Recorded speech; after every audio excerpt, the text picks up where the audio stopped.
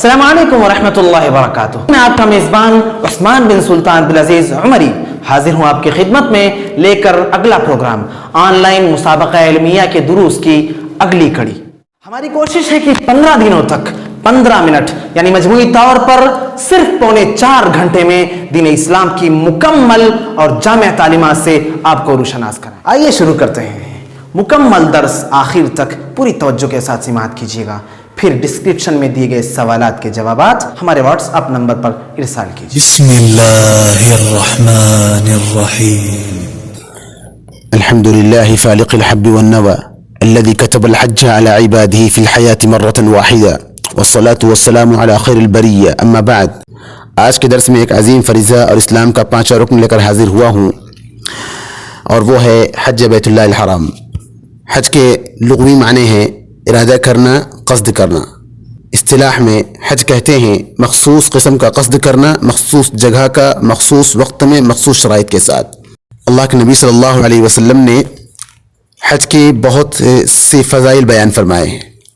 اللہ کے نبی صلی اللہ علیہ وسلم سے پوچھا گیا ہے سب سے افضل عمل کون سا ہے؟ اللہ کے نبی صلی اللہ علیہ وسلم نے جواباً کہا اللہ پر ایمان لانا، پھر اللہ کی راہ میں جہاد کرنا، پھر حج مبرور کرنا۔ اور نبی صلی اللہ علیہ وسلم نے دوسرے موقع پر فرمایا جس شخص نے حج کیا اور گناہ کا کام نہیں کیا اور نہ ہی گالی گلوچ کی تو وہ ایسے لوٹتا ہے گویا کہ اس کی ماں نے اسے اسی دن جنا ہو۔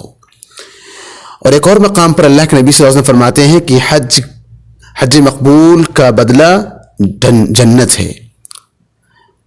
محترم سامعین کرام، حج اسلام کے ارکان میں سے ایک عظیم رکن ہے۔ اللہ کے رسول صلی اللہ علیہ وسلم نے ارشاد فرمایا کہ اسلام کی بنیاد 5 چیزوں پر ہے۔ اس بات کی گواہی دینا کہ اللہ کے علاوہ کوئی معبود حقیقی نہیں، اور یقیناً محمد صلی اللہ علیہ وسلم اللہ کے بندے ہیں اور اس کے رسول ہیں۔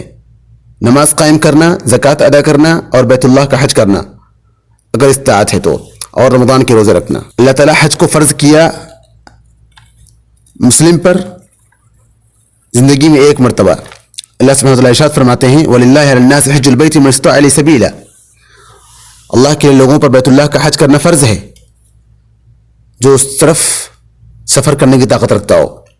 اور نبی کریم صلی اللہ علیہ وسلم فرمایا، ابو ہریرہ رضی اللہ عنہ سے مروی ہے کہ پیارے نبی صلی اللہ علیہ وسلم نے ہمیں خطاب فرمایا اور کہا اے لوگو یقیناً اللہ تعالیٰ نے تم پر حج فرض کیا ہے لہذا تم حج کرو۔ اسی درمیان ایک آدمی سوال کیا اے اللہ کے رسول صلی اللہ علیہ وسلم کیا ہر سال حج ہے؟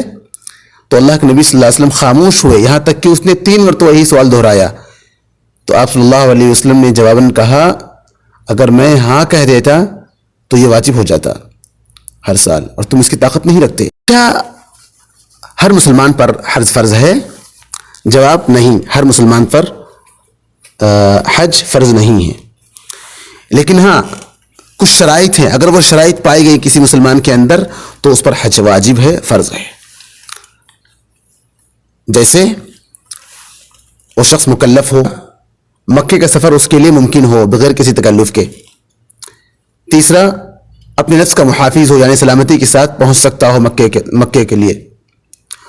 اور نمبر 4، شوہر یا محرم کے ساتھ ہو۔ نمبر 5، آزاد ہو یعنی غلام اور لونڈی نہ ہو۔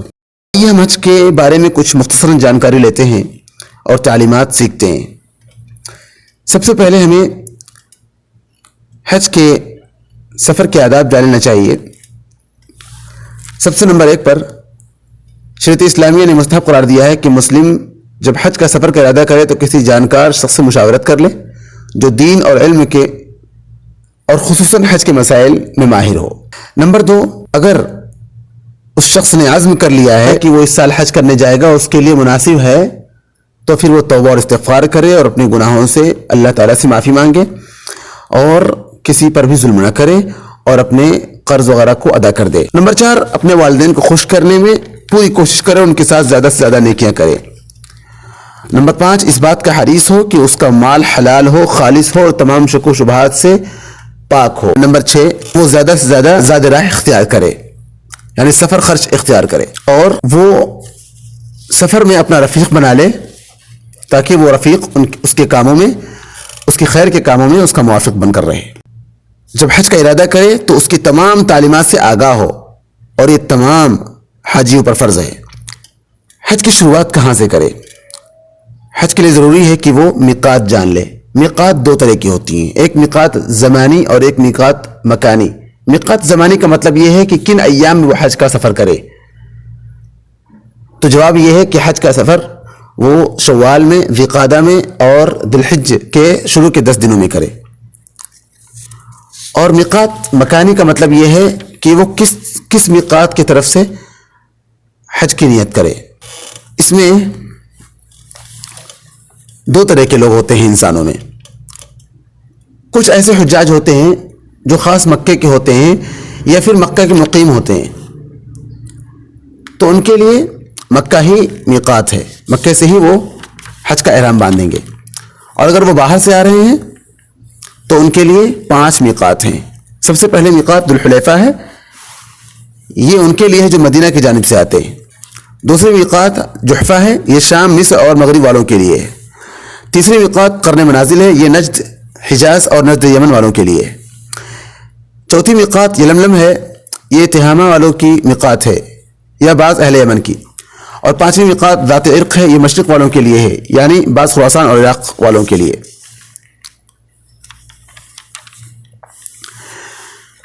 حج کے تعلق سے جان لینا بہت اہم ہے کہ حج کے ارکان اور واجبات کیا ہیں، کیونکہ اسی میں اکثر غلطی ہوتی ہے اور بہت سارے لوگ پشو پیش میں رہتے ہیں۔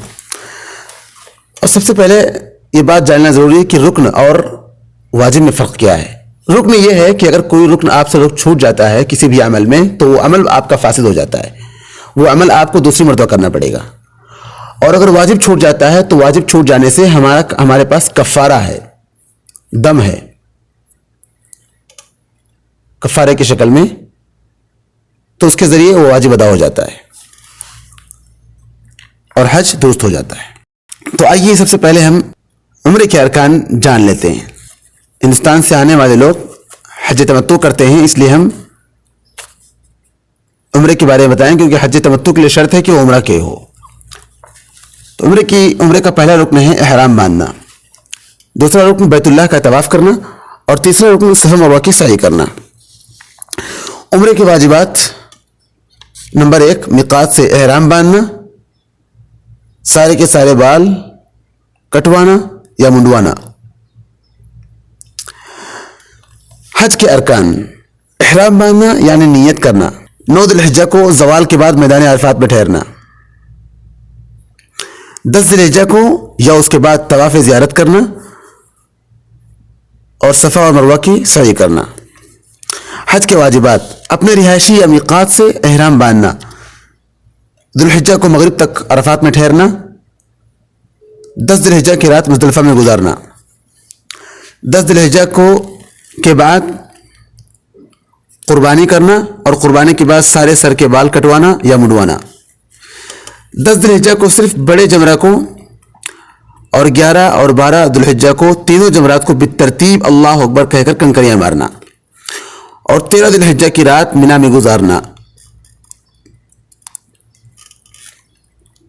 اور جو شخص 13 ذی الحجہ کو مینا میں رات گزارتا ہے اس کے لیے چاہیے تینوں جمرات کو کنکریاں مارنا ہے، 11 اور 12 ذی الحجہ کی رات میں مینا میں گزارنا ہے، اور جو چاہے 13 کی رات بھی مینا میں گزارے، طواف وداع کرے۔ یہ واجبات ہیں۔ حج تمتع کے لیے عمرہ کرنا ضروری ہے۔ ضرور سمجھتا ہوں کہ مختصراً حج تمتع کے لیے جو طریقہ کار ہے وہ بیان کر دوں۔ جیسا کہ میں نے آپ کو بتایا کہ حج تمتع کے لیے عمرہ کرنا ضروری ہے، لہذا عمرہ کرنے کے لیے سنت ہے کہ بال وغیرہ کاٹ لیے جائیں، بغل کے اور زیر ناف کے اور ناخون بھی۔ دوسری بات یہ کہ احرام باندھے، اگر مرد ہے، اور اگر عورت ہے تو عام لباس میں رہے۔ پھر اپنی مقررہ میقات سے یہ نیت کرے اللہم لبیک عمرتن، اور تلبیہ پکارتا رہے۔ حاجی ہے تو بلند آواز سے، اور اگر عورت ہے تو دھیرے آواز میں تلبیہ کا اہتمام کرے۔ اور جیسے ہی کعبے کو دیکھے تلبیہ بلند آواز سے تلبیہ پکارتے پکارتے بند کر دے، یعنی تلبیہ کعبے کو دیکھتے ہی بند کر دے۔ اگر باوضو ہے تو وضو کرنے کی ضرورت نہیں ہے، اور اگر وضو سے نہیں ہے تو وضو دوبارہ کر لے۔ طواف شروع کرنے سے پہلے کندھوں والی چادر کا حصہ دائیں کندھے سے نیچے سے نکال کر بائیں کندھے پر ڈال لے، پھر حجر اسود کو دائیں ہاتھ سے چھوئے اور اس کو بوسہ دے، یا دائیں ہاتھ سے اشارہ کرتے ہوئے اللہ اکبر کہے اور طواف کی شروعات کرے۔ 7 چکر پر مشتمل ہے ایک طواف کریں، اور ہر چکر کی شروعات اور انتہا حجر اسود پر ہوتی ہے۔ حاجی کو چاہیے کہ وہ اپنی قوم کے لیے، اپنے وطن کے لیے، اپنے مسلمان بھائیوں کے لیے اور پوری دنیا کے اندر جتنے بھی مسلمان ہیں ان کے لیے، اپنے گھر والوں کے لیے، اپنے والدین کے لیے، اپنی دنیا اور آخرت میں کامیابی کے لیے دعا کرے۔ اور رسول اللہ صلی اللہ علیہ وسلم سے ایک خاص دعا وارد ہے جو آپ صلی اللہ علیہ وسلم رکن یمانی اور حجر اسود کے درمیان پڑھتے تھے، ربنا آتنا فی الدنیا حسنہ وفی الآخرۃ حسنہ وقنا عذاب النار۔ پھر اس کے بعد جب ساتوں چکر مکمل کر لے اور طواف کو مکمل کر لے تو چاہیے کہ اگر جگہ پائے تو مقام ابراہیم کے پاس 2 رکعت نماز پڑھے، اور پھر اس کے بعد زمزم کا پانی پیے اور سعی کی طرف روانہ ہو جائے۔ سعی کی شروعات صفا سے ہوتی ہے، قبلہ رخ ہو جائے اور دونوں ہاتھ اٹھا کر پڑھے ان الصفا والمروۃ من شعائر اللہ فمن حج البیت او اعتمر فلا جناح علیہ ان یطوف بہما ومن تطوع خيرا فإن الله شاكر عليم لا إله إلا الله وحده لا شريك له له الملك وله الحمد وهو على كل شيء قدير لا إله إلا الله وحده أنجز وعده ونصر عبده وهزم الأحزاب وحده۔ یہ دعا پڑھے، اس کے بعد مروہ کی طرف روانہ ہو جائے، اور جب ہری لائٹ آئے تو مردوں کو چاہیے کہ اپنی رفتار تیز کریں اور عورتیں نارمل رہیں گی۔ اس کے بعد مروہ پہنچنے کے بعد ان کا ایک چکر مکمل ہو جائے گا، پھر اس کے بعد مروہ سے صفا کی طرف آئیں گے، مروہ پر بھی وہی دعا پڑھیں گے جو انہوں نے صفا میں پڑھی تھی، پھر مروہ سے صفا کی طرف آئیں گے اور صفا پر آنے کے بعد پھر وہی دعا پڑھیں گے۔ اس طریقے سے ان کے 2 چکر ہو جائیں گے۔ اس طریقے سے انہیں صفا پر پہنچتے ہی وہ دعا پڑھنی جو ہم نے بتایا، اور مروہ پر پہنچنے کے بعد پھر وہی دعا پڑھنی جو ہم نے بتایا۔ ہر چکر ختم کرنے کے بعد یہ دعا پڑھنی ہے۔ پھر اس کے بعد 7 چکر مکمل ہونے کے بعد ہمیں اگر مرد ہے تو منڈا کروائے گا، یا پھر اپنے بال تقصیر کروائے گا، یعنی چھوٹے کروائے گا، اور عورت ہے تو 1 انچ کے برابر اپنے بال کٹوائے گی۔ جیسا کہ میں نے بتایا کہ ہندوستان سے آنے والے افراد عام طور پر حج تمتع کرتے ہیں۔ اب ہم چلتے ہیں انشاءاللہ آپ کو حج کی طرف لے کر کے۔ سب سے پہلے چیز یہ ہے کہ وہ ذی الحجہ کو مکہ مکرمہ میں اپنے قیام گاہ سے حج کے لیے احرام باندھے۔ دوسری بات یہ کہ احرام باندھنے سے قبل غسل کرے اور اپنے جسم پر خوشبو لگائے۔ تیسری بات یہ ہے کہ حج کی نیت کرتے ہوئے یوں پڑھے اللہم لبیک حجن، مرد ہو تو تلبیہ بلند آواز سے پڑھے، ورنہ عورت ہو تو دھیرے آواز سے پڑھے۔ پھر ایک بار یہ کہے اے اللہ میرے اس حج سے نہ دکھاوا مطلوب ہے اور نہ شہرت۔ پھر منی پہنچ کر ظہر کی نماز ادا کرے، نمازیں اپنے وقت پر قصر کے ساتھ پڑھے۔ 9 ذی الحجہ کو عرفہ کے دن طلوع آفتاب کے بعد تکبیر و تحلیل کرتے ہوئے منی سے عرفات جائے۔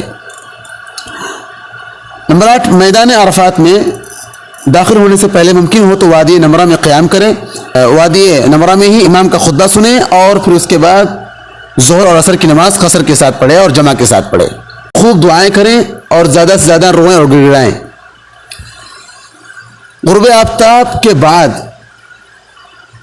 نماز مغرب بغیر ادا کیے سکون اور وقار کے ساتھ تلبیہ کہتے ہوئے مزدلفہ روانہ ہو جائے۔ مزدلفہ پہنچ کر مغرب اور عشاء کی قصر کرے، قصر نماز پڑھے۔ رات کا وقت سو کر گزارنا اور 10 ذی الحجہ کی نماز فجر معمول وقت سے تھوڑا پہلے ادا کر لے۔ طلوع آفتاب سے پہلے سکون اور وقار کے ساتھ تلبیہ کہتے ہوئے منی روانہ ہو جائے. منی روانہ ہوتے ہوئے 7 کنکریاں لے لیں جن کا حجم چنے کے سائز کا ہو. طلوع آفتاب کے بعد جمرے کی طرف رخ کریں اور منی کی طرف سیدھا کھڑے ہو اور مکہ بائیں کی طرف رکھے اور بڑے جمرے کو ایک ایک کر کے 7 کنکریاں مارے اور ہر کنکری پر اللہ اکبر کہے. جمرے عقبہ سے فارغ ہونے کے بعد قربانی کریں اور ممکن ہو تو کچھ اس قربانی کے ذریعے اس قربانی کے گوشت سے پکا کر کھا لے. قربانی کے بعد حلق یا تقصیر کرے اور احرام کی چادر اتار دے اور عام لباس پہن لے. پھر مکہ جائے اور طواف افاضہ کرے, 2 رکعت سنت پڑھے اور صفا مروہ کی سعی کرے. اس کے بعد پھر منی واپس جائے. ایام تشریق 11, 12, 13 ذی الحجہ کی راتیں منی میں گزارے اور روزانہ طلوع آفتاب کے بعد تینوں جمروں کو بالترتیب کنکریاں مارے. پھر قبلہ رخ ہو کر دعا مانگے, لیکن جمرے عقبہ کو کنکریاں مارنے کے بعد دعا مانگے بغیر واپس لوٹ جائے. مکہ مکرمہ پہنچ کر گھر رخصت ہونے سے پہلے طواف وداع کر لے. یہ مکمل حج ہے. اللہ ہم سب کو حج جیسے عظیم عبادت سے مشرف کرے. آمین رب العالمین. السلام علیکم ورحمۃ اللہ وبرکاتہ.